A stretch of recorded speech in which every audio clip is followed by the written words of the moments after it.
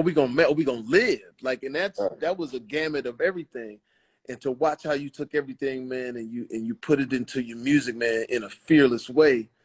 And now to see Snoop Dogg, the ambassador of entertainment, the person that you could be in any room. But man, I'm talking to some real white friends. I got some real white friends. Like, Jamie, I saw Snoop at he was at a jazz place.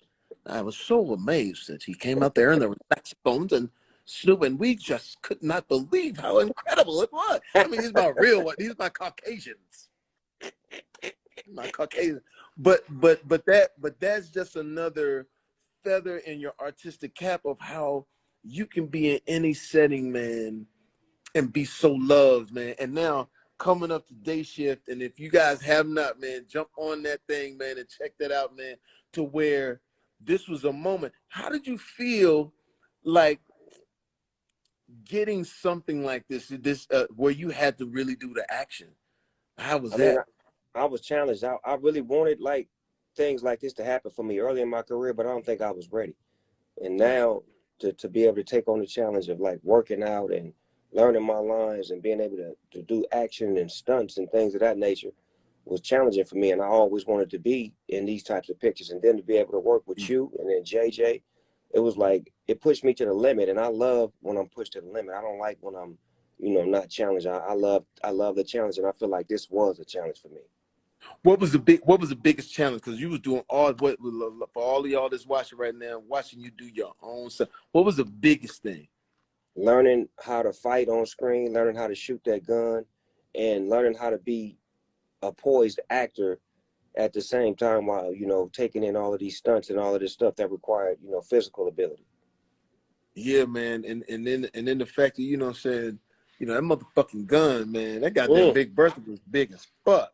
They don't know. Hey, Fox, that motherfucker weighed 160 pounds. The gun weighed 80 pounds, and the backpack weighed another 80 pounds. So I was walking around with 160 pounds of metal getting busy, baby. Nigga, that's a whole person and shit. That's a whole nother nigga. I was walking around with a nigga.